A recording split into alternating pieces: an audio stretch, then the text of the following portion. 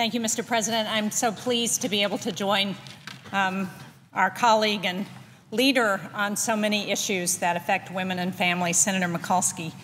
I am here today to join her and our other colleagues who will be coming to the floor to talk about something that's a real matter of fundamental importance for our country.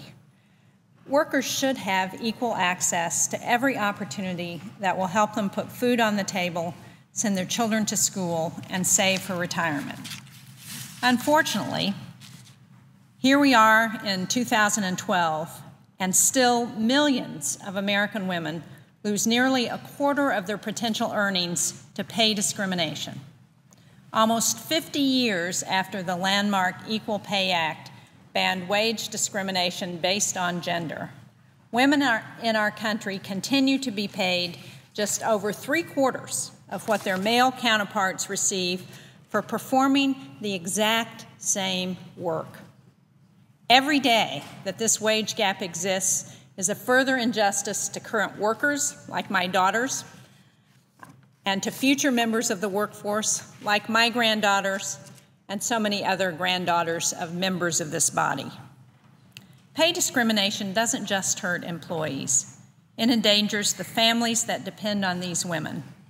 1 in 3 working moms is her family's only source of income.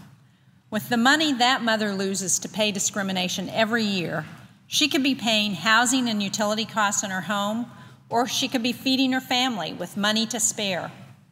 You know, back in the early 80s, I chaired a task force for New Hampshire's Commission on the Status of Women, looking at women in employment. And what we found was discrimination in a whole range of areas, including, of course, pay discrimination. But the conclusion of that report was that that kind of discrimination against women doesn't just hurt women who are affected, it hurts their families, their children, their husbands, and it has a ripple effect throughout our economy. As governor, I signed a law to prohibit gender-based pay discrimination in New Hampshire and to require equal pay for equal work.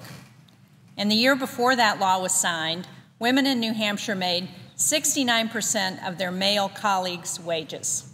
Today, they make 78%. When President Kennedy signed the Equal Pay Act into law in 1963, women made less than 60 cents for each dollar earned by men. Today, we make 77 cents. So we made some progress, but clearly we still have a long way to go and a lot of work to do. I recently heard from a woman named Marie in New Boston, New Hampshire, about her experience with pay discrimination. And she wrote, "I worked for many years in a male-dominated company where the fresh out of college boys were paid substantially more than I was for the same position." She continued to recount that she actually trained these same men to do their jobs, and yet she still wasn't paid at the same rate.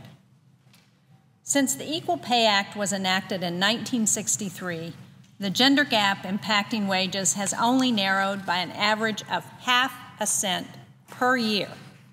So at this rate, it's going to take another 45 years for that gap to close entirely. The Paycheck Fairness Act would make common sense updates to this law by requiring pay differences to be based on legitimate business reasons. It would also protect women whose employers try to shirk their responsibilities by prohibiting employees from discussing their salaries. And finally, this important legislation would create a program to strengthen women and girls' negotiation skills so that they can seek the pay they deserve directly. It is long past time for us to pass the Paycheck Fairness Act. I urge all of our colleagues to support this legislation. It is bipartisan, it is good for women and their families, and it is good for the country. Thank you very much, Mr.